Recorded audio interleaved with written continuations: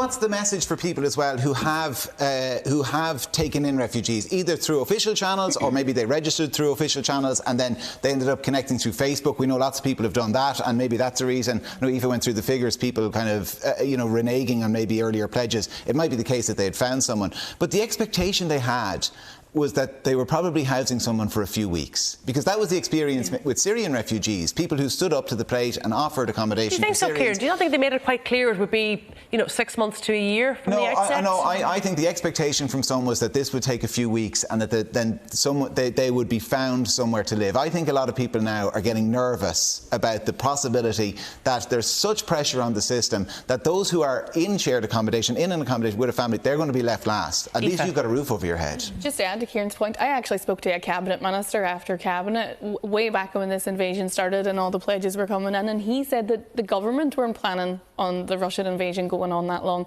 So that was obviously the message that was going out there. And I do think now with the rise in the cost of living, I think people need to know where they stand when it comes to paying families, funding people. People aren't doing this because they want money. I doubt anyone thinks they're going to make a great profit out of taking in Ukrainian refugees, but I think people would like a bit more concrete evidence.